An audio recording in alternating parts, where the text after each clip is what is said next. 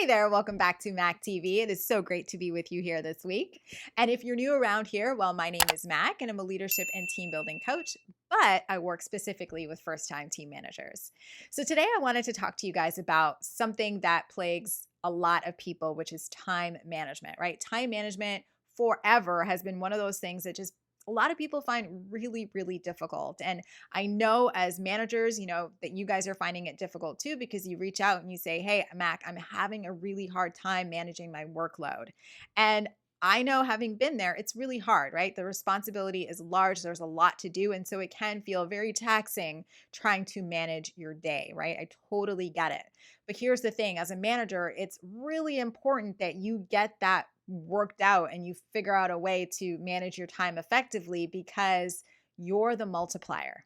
And when I say that, I just simply mean that, a team is always a reflection of their leader, always a reflection of their leader. And so if you're not, managing your time effectively, or if you're not really, really great at time management, then I got to tell you, your team is probably operating in the same way because they're just reflecting your habits.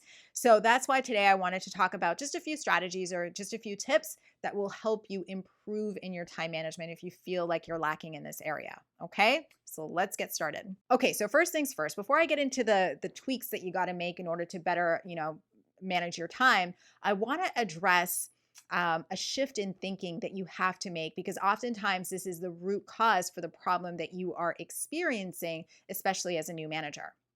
So if you've been on this journey with me for some time or following me for some time, then I'm sure you've heard me say over and over and over again that in working with a lot of managers across various industries, the number one mistake that I see them making is that they do not make the shift from individual contributor to manager. They just don't. They don't make it early enough, or sometimes they don't make it at all. And there's a host of problems that happen when people fail to do this. And one of those problems is poor time management habits. Happens every single time. I see it all the time. And like, there's a reason for this. It just doesn't happen. There's a reason for this. And the reason is this. When you are an individual contributor, we all know that as an IC, you bring forth to the table your expertise to solve departmental problems. That's what you're getting paid for, right? However, that mindset often follows managers in their role with them. And so they make the shift, or they make the role shift from being an IC to a manager. They just continue to think like an IC. And then they have a group of people in front of them looking to them for, answers to questions. And instead of thinking through what's important, what's urgent, how do I empower these people to solve problems, they depend on their expertise to solve the problem for their team members, thus being inundated with a lot of issues and becoming the firefighter of the team rather than the team leader. So the first antidote then to this issue is role clarity and having a firm and clear understanding of what your role entails and what you are truly responsible for. Because oftentimes it's the things that we say no to that makes all the difference.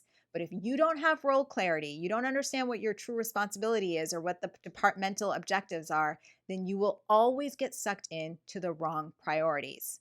So remember, let's be clear here, that your value to the team is not in you firefighting, because firefighting managers never make progress.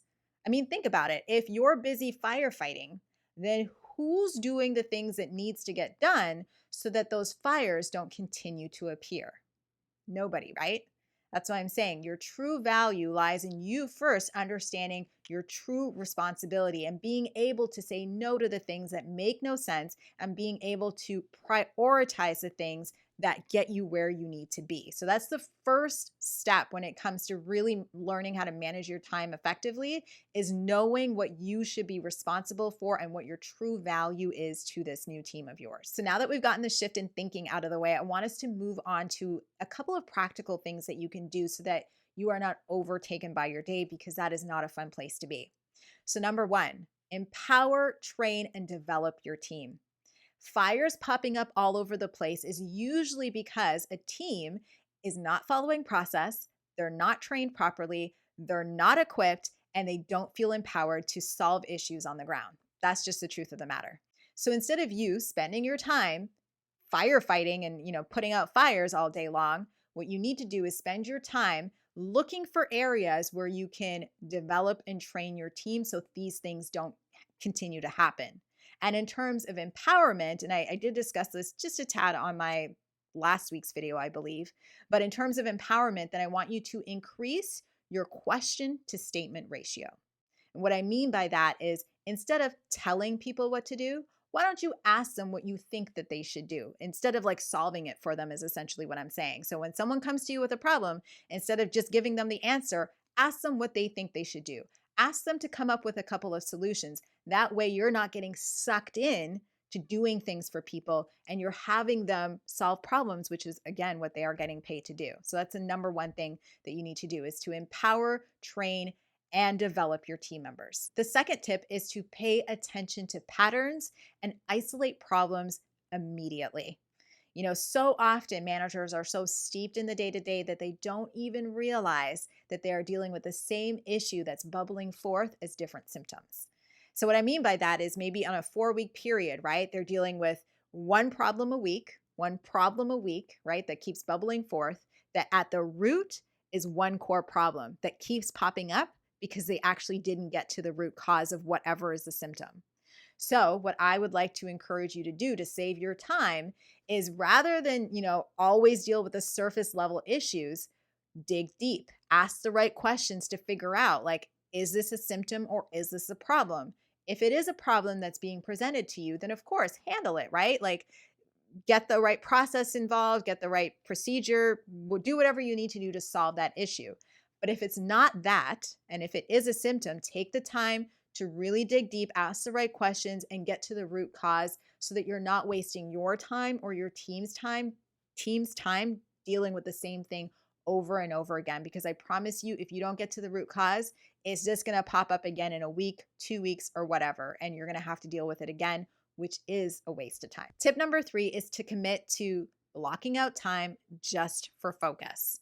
Now, in this video right here, I actually walked you guys through, right, how I used to plan my week and how I literally used to schedule calendar time on my calendar for just me, where I could literally focus on the things that were most important or the high ROI efforts that would move the department forward, because that was my job, right? So I made sure to make it a priority to have blocks of time in my calendar every single week where I was just focused. And I want to encourage you, obviously, to do the same. And here's the trick. Turn off all notifications, because it's really easy to, get distracted, especially in this day and age, right? You see an email pop up and you attend to the email, or your phone buzzes and you attend to your phone.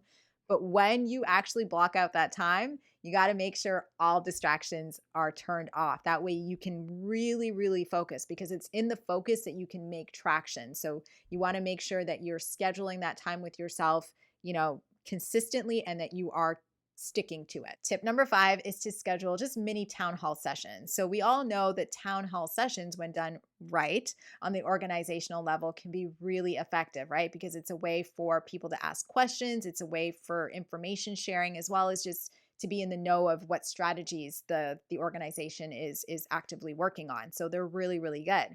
But I also think they're really good on the departmental level, because it allows you to get into a proactive frame of mind. And here's how it does that. When you schedule like a once a month, let's say, mini town hall session of 15 minutes where you have team members bring up their challenges, then you're able to deal with it there and then, or have a plan to deal with it, rather than being pulled out of the day-to-day to deal with an issue when it is a fire. So what I'm saying is get in front of these things by scheduling proactive communication instead of reactive communication. And I really do think that works really, really well. So that's it, guys, in terms of my tips to better manage your day. I really hope that you found it valuable. And if you did, give it a thumbs up. And don't forget to subscribe so that you don't miss out on any other content that I share on this platform for first-time team managers. Thanks so much for watching. I hope you have a great rest of the day. Don't forget to keep smiling, and I'll see you in the next one.